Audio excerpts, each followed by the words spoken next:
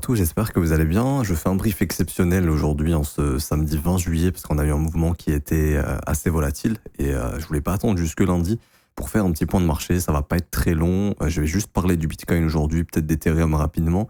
Lundi, on fera un point sur l'altcoin que vous avez choisi vendredi. On fera aussi un point sur probablement la macro, etc. Mais là, voilà, on fait une petite mise à jour rapide sur Bitcoin. Alors, au niveau du Bitcoin, on s'était quitté vendredi juste ici. Là, donc on avait parlé justement d'un éventuel rejet suite à cette bougie ici de breaker, ok, qui est un signal baissier, qui avait pour objectif de nous ramener prendre ce lot et ce lot. Mais ce breaker a été regagné et ici, le prix a fait un breaker bullish, ok. Donc, faut savoir qu'un breaker bullish, ça va inverser un breaker bearish. Je sais plus si j'en avais parlé sur YouTube. Je sais que j'en ai parlé avec les élèves, mais je sais plus si j'en ai parlé sur YouTube.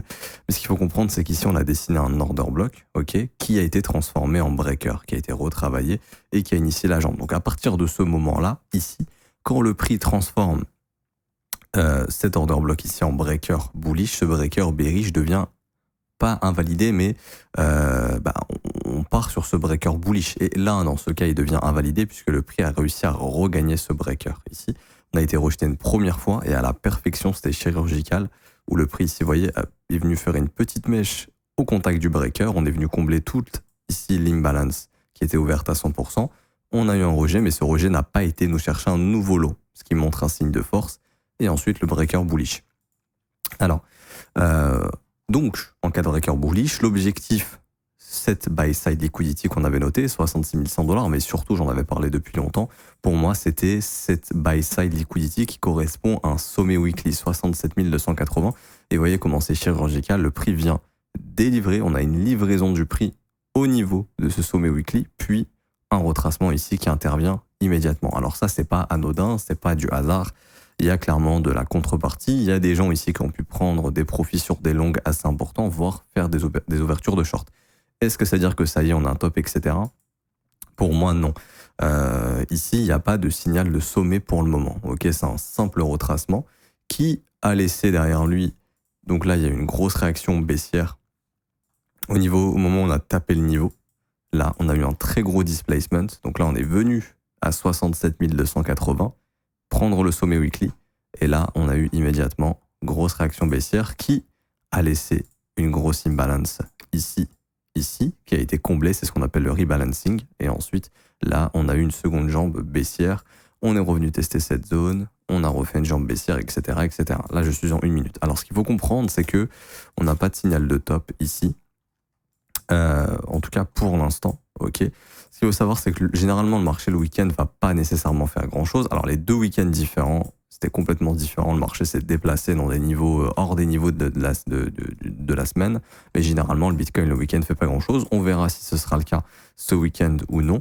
En tout cas, moi, ça me confirme, mais ça me met bien la puce à l'oreille que là, j'en avais parlé sur Twitter il y a quelques jours qu'on était autour des 62 000, quelque chose comme ça, où j'ai vraiment l'impression que c'est un marché qui va chercher le point d'intérêt des exchanges, mais qui ne fera pas grand-chose en dehors de ça.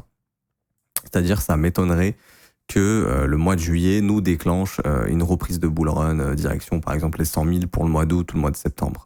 Je pense plutôt qu'on est dans un marché qui va chercher des zones où il y a à récupérer de l'argent pour les exchanges, parce qu'en dehors de ça, il n'y a pas grand-chose. Il faut bien que les exchanges fassent rentrer de l'argent. Et j'ai l'impression qu'on est plutôt dans cet environnement. Maintenant, c'est intéressant puisque on a les zones, on les a déjà identifiées.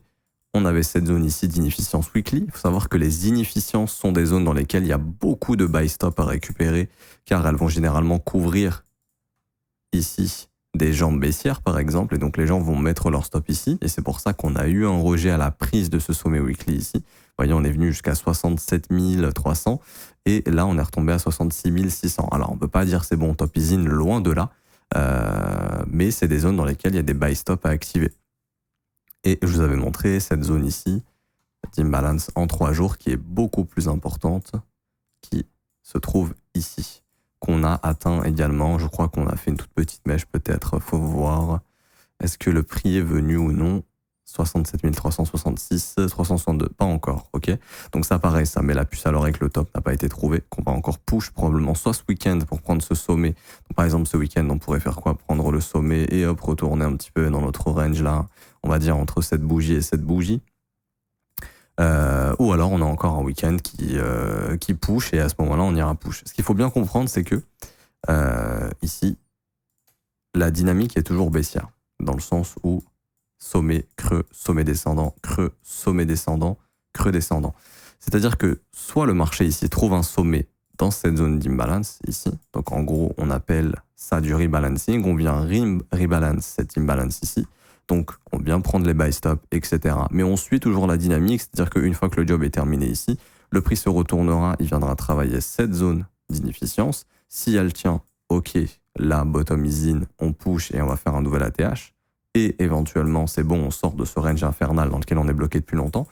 Ou alors, si à ce moment-là, cette zone ici ne tient pas, l'objectif du prix, ce sera de continuer sa dynamique baissière, donc de faire un creux descendant, qui ira à ce moment-là chercher cette zone de consolidation qui laisse des stops derrière elle, donc sous les 50 600 $. La lecture du prix, elle n'est pas plus compliquée que ça. Pour invalider cette dynamique baissière, ce qu'il faut faire, c'est casser le dernier sommet descendant ici au sein de cette dynamique, le sommet des 72 000. Si on prend ce sommet, on va aller prendre l'ATH. J'en avais parlé depuis longtemps, mais le fait justement qu'on n'ait pas eu de prise de stop au niveau de l'ATH, c'est très positif, parce que justement, ça nous indique que ça, on va y revenir, et qu'on est sur une consolidation de mi-chemin, et qu'on n'est pas sur un top de cycle ici, mais sur une consolidation de mi-chemin qui aura pour objectif d'aller chercher plus haut. Et si l'histoire se répète, on calcule, on fait des petites extensions, etc. On a des objectifs sympas autour des 100 000, 120 000 $. Ok, 102 000, 123 000 $ ici. Mais ce qu'il faut bien comprendre, c'est que si jamais, là ça serait un peu compliqué, si jamais le prix là part en flèche, ok, parce que là on commence à voir le dollar qui est en train de rebondir. On a le gold qui a pris son ATH qui est reverse. On a le marché américain qui continue de se faire défoncer. Si on arrive dans une période un peu compliquée au niveau, on va dire, des indices, etc., et de la macro, à ce moment-là, si jamais Bitcoin nous fait ça, et qu'ensuite, il ne trouve plus de force, là, c'est le pire scénario, c'est-à-dire que c'était une mission juste, comme on a fait en 2021, s'assurer de sortir tout le monde, et ensuite, là, d'avoir un mouvement dégueulasse. C'est pour ça que si jamais on casse la TH, il faut surtout pas réintégrer, ok ? Et j'ai même des niveaux précis, ici en daily. Là, on a validé ce qu'on appelle un order block sur toute cette zone ici. Ce qu'il faut bien comprendre, c'est que si on casse cet order block, ça deviendra un breaker. Et si on fait un nouvel ATH, imaginons que la zone d'inefficience que je vous ai montré en 3 jours, ici, se fait sauter, obligatoirement, l'objectif du prix, ce sera d'aller prendre les 72 179 $. C'est le high mensuel. Ici, vous voyez le prix, ce qu'il a fait. Il est venu prendre ce lot mensuel, donc il peut très bien être attiré par prendre ce sommet mensuel maintenant. Ça, c'est auquel cas, la zone d'inefficience en 3 jours ne tient pas. Sa zone de prix, c'est 69 100 $ et 67 400 $ à peu près. Donc là, on va bientôt rentrer dedans. Si le prix ne se fait pas rejeter ici et forme un top, il ira prendre le sommet des 72 000. Mais vu que derrière, on a aussi le sommet des 73 et l'ATH à 74, je pense qu'on ira faire un nouvel ATH à ce moment-là. Et ce qui se passera, c'est que cet order block ici que vous voyez sera transformé en ce qu'on appelle un breaker. Et ce qui se passe, c'est que à ce moment-là, si on fait ça, il faut surtout pas réintégrer le breaker. Il faut s'en servir comme point d'appui pour confirmer. Sinon, ça voudrait juste dire qu'on s'est arrangé de faire un buy stop. On a pris les stops de tout le monde, de tous ceux qui ont shorté ces derniers mois et tous ceux qui sont en train de shorter sur cette montée, parce qu'il y en a beaucoup. Actuellement, on voit l'open interest qui explose ici. Donc, c'est-à-dire qu'il y a et des acheteurs et des vendeurs. Quand vous ouvrez un contrat long, vous ouvrez soit un short, soit vous fermez le long de quelqu'un. Là, vu que le prix augmente et que l'open interest augmente, on sait qu'il y a beaucoup de gens qui, ici, achètent contre des vendeurs qui, eux, shortent. Donc, ça augmente des tonnes de liquidation plus haut et des tonnes de liquidation plus bas. Ok ? Tant que le prix ne se retourne pas, il sera attiré pour aller chercher ces liquidations ici, de tous ceux qui sont positionnés juste ici. On voit déjà que là, sur cette petite baisse, il y a eu beaucoup de fermetures de position. Ça montre que le sentiment, il est fébrile et que les gens n'ont pas trop envie de tenir leur longue pour l'instant, que la conviction haussière est très faible, ok ? Et je pense que si on fait un nouvel ATH, cette conviction haussière, là, va revenir énormément. Mais si le prix réintègre le breaker, donc là, là, honnêtement, on a une pattern similaire à ce qu'on a pu faire en 2021. Et à ce moment-là, l'objectif du prix, au minimum, ce sera de revenir bosser cette zone d'inefficience ici. OK? Parce que là, tous ceux qui vont acheter là vont foutre leur stop là-dedans. Et si cette zone d'inefficience saute, comme c'était le cas ici, vous voyez, hop, zone d'inefficience, ça a sauté, on est parti chercher le lot. Ben là, ça sera la même chose. On ira chercher ce lot ici. Ce qu'il faut bien comprendre, c'est que bon, en soi, Bitcoin, c'est pas tellement grave. Moi, personnellement, je pense pas que, si jamais ce scénario se réalise, je pense pas qu'on ira sous cette zone de prix ici, car c'est le prix de production du BTC. Perso, je pense que le Bitcoin ne reviendra plus sous les 40-45 000 $, c'est son prix de production plancher actuel, c'est sa valeur intrinsèque.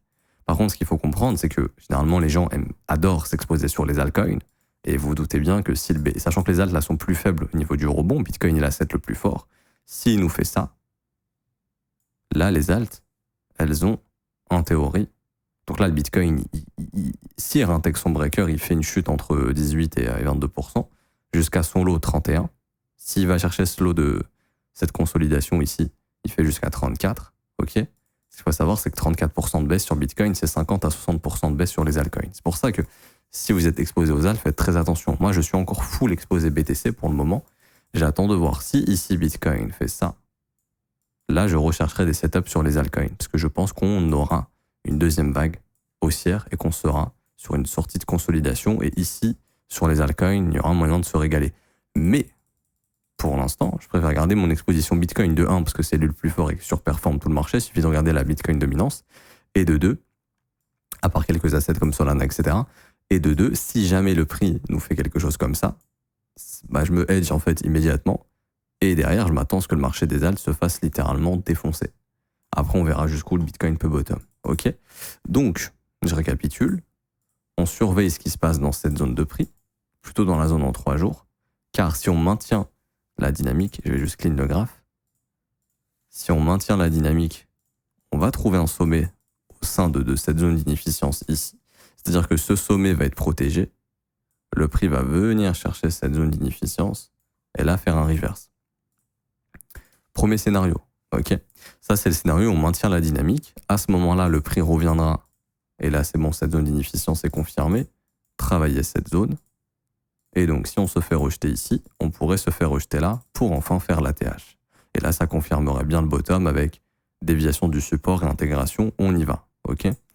Deuxième possibilité, c'est la suivante. Le marché ne respecte pas du tout cette zone d'imbalance ici et va chercher l'intérêt majeur qui est l'ATH. Pour moi, il n'y a pas d'autre intérêt. L'intérêt de buy stop est ici, le deuxième est au-dessus de l'ATH. À ce moment-là, cette bougie que vous voyez ici deviendra un breaker. Et donc, si le breaker est réintégré, cassez-vous du marché parce que là, je ne vais pas dire c'est la fin, mais on va pas du tout avoir de all season, de bull run, de machin. En tout cas, pas tout de suite. Ça viendra plus tard, une fois que le marché aura fini sa phase de purge.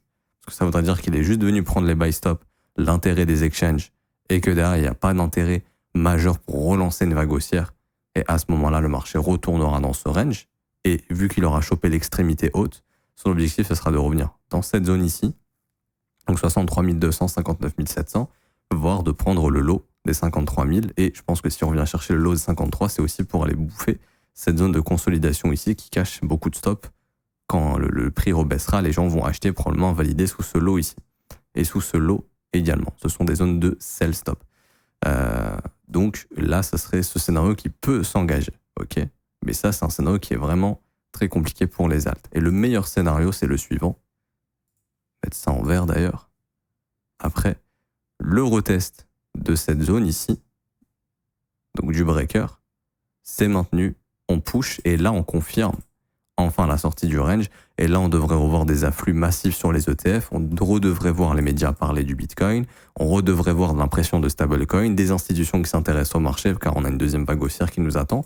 Et à ce moment-là, on aura probablement du fun sur les altcoins. Et c'est à ce moment-là où les altcoins risquent de bien performer en compagnie du Bitcoin. Alors pas toutes, bien évidemment, parce que maintenant on a de plus en plus d'altcoins, etc. Mais ça devrait performer. Donc c'est un peu le price action que je vous invite à surveiller. Ok. Ici, par exemple, quand on regarde, moi c'est quelque chose qui m'intéresse, je regarde souvent ce qui se passe sur le spot de Binance. Ok. Je vais aller dans Market ici. BTC, donc Tether, non, c'est où qu'ils ont mis ça? BTC, USDT, Binance. Il n'y a que du perp. Ok, là on a du spot en USDC. Non, c'est où est-ce qu'ils ont mis ça? Je m'en fous de l'USDC, je veux l'USDT. Pourquoi je trouve que du perp? Ah, BTC, USDT, Binance. Ok. Quand vous regardez ce que fait le CVD, ici, donc le CVD, pour ceux qui se demandent, c'est quoi? C'est la différence entre les achats et les ventes au marché. Actuellement, on voit que le prix ici, en tout cas sur Binance, sur le spot de Binance, connaît un énorme rebond avec très peu d'achats au marché. Ici. Ça veut dire quoi? Ça veut dire que il y a très peu de ventes au marché également, parce que le CVD ne bouge plus, il y a très peu d'achats au marché. Donc en réalité, il y a très peu d'activité sur le spot de Binance ici, qui est quand même le spot numéro 1. Ok, ce qui veut dire que soit il y a le même nombre de buy market et de sell market, donc soit on a de grosses institutions qui achètent tout le marché et les retail vendent, mais les retail, s'ils vendent, ils vont le faire sur les contrats dérivés, généralement ne vendent pas leur Bitcoin, sont plutôt déjà quasiment all-in dans les altcoins. Je pense que la majorité d'entre vous, vous êtes pour la majorité full altcoin, vous en foutez de ce qui se passe sur le Bitcoin. Si vous êtes en crypto, vous voulez chercher de la grosse plus-value, pas vous exposer au BTC, donc je doute que vous vendez vos Bitcoins. Dites-moi en commentaire si c'est le cas. D'ailleurs, si vous vendez vos Bitcoins ou si vous êtes all-in altcoin et que vous gardez vos altcoins, ça m'intéresse. Mais du coup, on voit clairement qu'il y a très peu d'intérêt ici à l'achat sur le spot. Donc ça aussi, ça met la puce à l'oreille que le marché, là, il est juste drivé dans des zones d'intérêt à aller chercher sur les contrats dérivés, qui sont des imbalances ou des ERL. Donc des ERL, c'est des External Range Liquidity, donc c'est des points extrêmes comme ces zones de prix ici. Les IRL, ce sont les imbalances, Internal Range Liquidity, ce sont les liquidités internes au range. Donc les buy stop qui seront internes au range, donc ces zones d'inefficience ici. Ok. Et donc ouais, c'est intéressant de voir que du côté de Binance, il n'y a pas trop de buy market ici. Alors ce qu'il faut comprendre, c'est qu'il y a plusieurs théories. La théorie numéro 1, c'est que il y a du market making avec lequel les order books sont décalés. C'est quoi? Ça veut dire quoi? Ça veut dire que, en gros, par exemple, si les market makers font 80-90% du volume, ils ont la possibilité de monter leur buy limit et de monter leur sell limit. Ça décale l'order book et ça fait monter le prix sans achat réel, ce qui permet d'aller chercher des points d'intérêt sur les contrats dérivés. Ça marche au nord et au sud. Il faut savoir que c'est une technique qui est beaucoup utilisée pour driver le prix sans que ça coûte trop cher. Parce que quand tu as 3/4 du volume, il est facile quand tu fais le marché, un market maker, quelqu'un qui va faire le marché, a la possibilité justement de faire cette petite magouille, décaler les order books pour faire monter le prix. Maintenant, ça, honnêtement, on peut pas savoir si c'est le cas ou pas. Il faut savoir que ça marche au nord et au sud. Des fois, pareil, le prix peut baisser sans énormément de vendeurs. C'est exactement le même procédé. On peut pas savoir si c'est réel ou non. D'un point de vue théorie, le mécanisme peut fonctionner. Mais en dehors de ça, voilà. Mais en tout cas, c'est intéressant de voir que il y a très peu d'activité acheteuse sur le spot de Binance. Donc, ça veut pas dire que ça ne peut pas continuer de pump, que c'est un piège, etc. Ça peut clairement pas être le cas. Ça se trouve, l'activité acheteuse va revenir. Par exemple, si on regarde du côté de Bitfinex, c'est généralement là où les magouilles avec Tether, etc., elles se font, parce qu'il faut savoir que derrière, pour ceux qui ne savent pas, derrière le Tether, c'est Bitfinex. Ici, par exemple, sur Bitfinex, il y a eu une accumulation énorme qui a été faite. Donc moi, ça ne m'étonnerait pas que dans les prochains mois, là, on entende que Tether y achetait du Bitcoin, qu'ils aient augmenté leur bac de Bitcoin. Mais là, vous voyez ici, il y a eu, sur Bitfinex, ils ont acheté absolument tous les Bitcoins qu'ils pouvaient ici. Je passe en horaire, là. Mais là, vous voyez le CVD. Donc là, on a eu des achats au marché. Ils ont absorbé tous les Bitcoins qui étaient en vente ici. La dernière fois que c'est arrivé, c'était... Attendez, il ne cherche pas la data, on va aller en H4. La dernière fois que c'est arrivé, c'était ici, là, sur ce dip. Pareil. Il y a eu énormément d'achats qui ont absorbé tous les bitcoins. Donc, on est revenu taper la résistance. Et là, ils ont refait exactement la même chose. Et la dernière fois où Bitfinex avait acheté massivement, c'était également ici après la sortie des ETF, où là, il y avait full buy market. Bon, après, il faut savoir que là, ils étaient full sell sur toute la montée. Donc, bon, ça vaut ce que ça vaut. Mais en tout cas, oui, il y a une énorme absorption ici. Et si on regarde le spot de Coinbase, et pour le coup, là, le spot de Coinbase est beaucoup plus legit Et moi, honnêtement, j'ai hâte que ce soit Coinbase qui soit l'exchange numéro 1, parce qu'en termes de price action, on aura des choses beaucoup plus propres, vu qu'ils sont régulés aux États-Unis, etc. Parce que là, il faut savoir que c'est Binance qui fait le marché, et Binance, quand tu regardes le price action, tu vois que c'est vraiment pas clean, et que l'objectif, c'est d'aller prendre un maximum de sell stop et de buy stop. Moi, je regarde le price action quasiment tous les jours en 1 minute. Par exemple, hier, j'ai eu un long ici, et je sais que ça, c'est une pattern propre au marché crypto. Juste ici, avant la pré-open US, là, quand on était à quelques minutes de l'ouverture, quand j'ai vu cette prise de stop ici, là, je suis rentré long immédiatement pour aller TP très rapidement ce premier sommet juste ici et ce deuxième sommet juste là. Parce que ça, c'est vraiment propre à Binance. Binance, eux, c'est full prise de stop et on envoie le prix, full prise de stop. Vous voyez ici, up des lows, prise de stop, on envoie le prix. Après, c'est comme ça que se développe le prix, mais en tout cas, sur le Bitcoin, c'est vraiment extrême. Et c'est pour ça que je dis, le jour où Coinbase devient numéro 1 avec leurs contrats dérivés, que tous les Américains tradent là-bas, qu'il y a des firmes, des institutions qui tradent sur Coinbase, sur leurs produits dérivés, etc. Je pense qu'on aura un price action qui se rapprochera de ce qu'on a sur les indices, qui est très très propre et qui est beaucoup moins en veux-tu, en voilà, des prises de stop dans tous les sens, etc., etc. Mais bon, bref, ça c'est un autre sujet. Et là, pour revenir sur le CBD ici, par contre, sur Coinbase, eux, là, il y a full achat. Et c'est là où on a les flux d'ETF. Et c'est là où c'est intéressant, où, par exemple, là, la pression acheteuse sur Coinbase, il y en a. Là, on peut pas le nier, il y a une très grosse pression acheteuse ici sur Coinbase, donc ça doit venir des ETF, voire d'institutions qui sont en train de rentrer massivement là sur le BTC, sur ce move, mais on voit la différence. Il faut savoir que c'est Binance qui fait le perp, et eux, sur leur spot, il n'y a vraiment pas d'activité, donc le prix se déplace pour aller chercher des points d'intérêt chez Binance. Par contre, là, sur le spot de Coinbase, il y a des achats massifs, bon après, il y a eu des ventes massives, là, on a des achats massifs qui sont effectués. Donc on voit du coup que déjà Coinbase c'est bien plus legit que Binance au niveau de ce qui se passe réellement sur le marché. Ok, donc voilà. Je voulais juste revenir là-dessus. Donc par exemple le price action, quand c'était BitMEX qui était aux commandes du market making et quand c'est Binance qui l'est devenu, ça n'avait rien à voir également. Le price action a totalement changé. Et donc là, on est dans ces états de marché où très généralement la BTC se déplace que de zones de cascade en liquidation, par exemple, ce qu'on a eu ici, enfin là on passe quand même d'un move de moins $5 000 en une journée à un move où je te fais plus $5 000 2 semaines après. Donc ça c'est clairement pour les intérêts des exchanges, surtout de Binance, parce que Coinbase n'ont pas autant d'intérêt sur les contrats perp.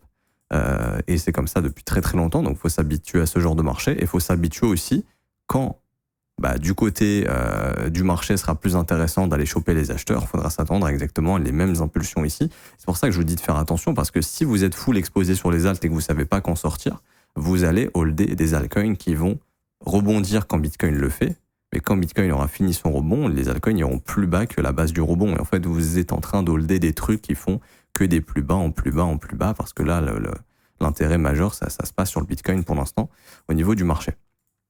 Je vais rapidement sur Ethereum. Bon, au final, j'ai fait une vidéo qui est assez longue, mais je voulais vous parler de tout ça. Là, c'est un petit peu un brief, on va dire, brief du week-end où je parle de plus de choses. Ethereum, pareil, on avait vu ici, order block, qui s'est transformé en breaker. Donc, moi, cette zone, je veux voir cette zone être maintenue. Ok. Si cette zone n'est pas maintenue, à ce moment-là, on viendra travailler les inefficiences un peu plus basses au niveau des 3400, 3430. Mais ça, on s'en fout un petit peu. Là, ce qui est intéressant, c'est qu'on avait parlé justement de ces prises de stop, 3517, mais surtout du sommet weekly sous lequel on a consolidé pendant longtemps. Et là, enfin, ça a été pris. Et là, on voit un premier rejet ici, et on verra si on forme un sommet descendant qui viendra du coup retravailler cette zone d'inefficience ici au sein du breaker. Et si jamais ce breaker est perdu, à ce moment-là, on ira retravailler les zones d'inefficience un peu plus basses que je viens de vous indiquer ici. Mais en tout cas, le job a été fait en fin de semaine où, voilà, fallait aller choper le sommet sur Ethereum. Ici, c'est exactement ce qu'on est venu faire. Là, on est bien venu prendre le sommet weekly. Et là, pour l'instant, on est en train de voir un petit rejet, mais rien de très grave. Pour moi, c'est vraiment Bitcoin qui va mener la danse. Si vous regardez, par exemple, ici en 1 minute aussi, sur Ethereum, il y a eu des rejets assez importants. Prise du sommet weekly, bam, là, les grosses bougies rouges qui arrivent. On refait le rebalancing. Et ensuite, le prix, encore une bougie rouge rebalancing. Et là, on continue sur le flux baissier pour l'instant. Et là, vous voyez, on est en train de consolider entre le plus haut de la session asiatique et le plus bas. Ça, c'est du price action de week-end vraiment classique. Ça, c'est du price action qu'on voit souvent sur les indices, par exemple. Sur le marché crypto, on voit ça le week-end généralement. Donc, j'ai pas plus de choses à dire sur Ethereum. Les prises de stop ont été faites au nord. Ok. Si jamais ce breaker ne tient pas, attendez-vous un retravail de ces inefficiences, voire par la suite une prise de stop de ces lots. Car encore une fois, on évolue dans un marché qui va chercher les intérêts sur les contrats dérivés, à part quand on a des grosses phases d'expansion, quand il y a vraiment beaucoup d'argent qui rentre, et à ce moment-là, on a des tendances qui sont très claires, ou quand il y a beaucoup d'argent qui sort, on a des tendances baissières qui sont très claires. Mais là, on est dans un marché où l'impression de stablecoin a été au point mort pendant longtemps. Là, ça a repris légèrement, mais majoritairement, ça a été au point mort, où on a un intérêt qui est très très bas. Donc les exchanges doivent faire rentrer de l'argent, et pour faire rentrer de l'argent, il faut aller chercher des zones où il y a des buy et des sell stop qui s'exécutent. Et là, c'est la façon dont le prix se déplace pour l'instant. Est-ce que ça reprendra une vraie reprise? Ça, justement, c'est ce qu'on attend de voir. C'est pour ça que je suis assez excité, entre guillemets, si on repartira sur une phase d'expansion ou non. Là, ça m'intéresse beaucoup. Je suis prêt à me hedge à tout moment. À chaque signe de retournement que je vois, j'hésite pas à hedge, à fermer si c'est invalidé. Ça permet de préserver mon capital. Si vous avez la possibilité de le faire, je vous invite à le faire également. Car holder et ne pas savoir prendre ses profits, c'est compliqué, parce qu'encore une fois, on ne sait jamais vraiment quand le marché se retourne définitivement. Ça peut prendre du temps, comme ça peut arriver dans très longtemps. Donc c'est une chose que je vous invite à faire. Et du côté de Bitcoin, comme j'ai dit, il n'y a pas plus de choses à dire. Il y a pas mal de choses bizarres du côté de Binance qui se font. Après, la demande peut clairement venir du côté de Coinbase. Ça, c'est pas vraiment un problème. Ça prouverait qu'on a de la demande d'institutions plutôt américaines qui préfèrent aller chez Coinbase, ce qui est tout à fait normal vu qu'ils sont régulés aux US, qui travaillent avec BlackRock, qui sont les prestataires pour les ETF, etc. Ça, c'est complètement normal. Voilà, en tout cas, prise de stop effectuée. Maintenant, attendez-vous à de la consolidation, surtout le week-end. Maintenant, si ça continue de push, à ce moment-là, le prochain objectif, ce sera le sommet de vendredi, donc les 67 300. Et après, il n'y a pas grand-chose. Comme je vous dis, c'est le travail de la zone d'inefficience qu'on a vu en 3 jours. Donc 69 100, 67 300 dollars. Pas plus de choses à dire, je m'arrête ici. Si ça vous a plu, n'hésitez pas à laisser un petit pouce bleu, vous abonner si ce n'est pas déjà fait, à mettre un petit commentaire, vraiment ça récompense le travail qui est fourni. Vous pouvez toujours rejoindre le copy trading. Donc à cause de la panne Microsoft, il y a eu des petits problèmes, on a mis en pause quelques bots. Là c'est en cours d'investigation et ça va revenir. Parce qu'en plus le tech lead est en vacances, du coup il essaye de gérer ça à distance, c'est un peu compliqué pour lui. Mais voilà, le premier lien en commentaire épinglé, vous cliquez dessus, vous avez toutes les infos, vous vous inscrivez sur BitGet, vous remplissez le formulaire, vous regardez la vidéo, vous configurez le copy trading. Hier, nos bots ont encore passé d'ailleurs 6 TP. On explique la stratégie dans le Discord, je l'expliquerai en vidéo bientôt, mais ce bot ici s'assure pour toujours revendre en gain. Ok, c'est du spot ici. Donc il est programmé pour savoir acheter à des endroits spécifiques et pour revendre dans des zones de prix qui seront retravaillées, donc il est quasiment sûr de toujours vendre. On a fait une vidéo de backtest dedans où on montre le win rate, les performances, etc. depuis 2018. Donc ça fonctionne hyper bien. Là, ceux qui sont en train de copier ces bots sont en train de se régaler. Pour les bots intraday, donc les stratégies intraday, ça reviendra quand le tech lead sera de retour de vacances, parce que si jamais il y a un problème, il ne peut pas s'assurer que les choses s'exécutent correctement. Donc là, ça c'est en pause, mais les bots ici fonctionnent toujours, donc ça vous pouvez toujours les copier. Et voilà, et c'est 100% gratuit. Pour ceux qui veulent rejoindre l'école, ça se passe sur ce petit lien ici, rejoindre mon école de trading. Vous avez les abonnements qui commencent à partir de 49 € par mois, sans engagement. Vous avez les offres trimestrielles, semestrielles, annuelles. Vous avez une formation qui vous est offerte, des briefs quotidiens tous les jours, un support dans le Discord le week-end, les professeurs qui sont là pour vous aider, les élèves avancés qui sont là pour vous aider, les élèves aussi qui s'aident entre eux. Donc n'hésitez pas à nous rejoindre si vous le souhaitez. Voilà, je m'arrête ici, on se retrouve lundi. Bon week-end à tous, ciao ciao.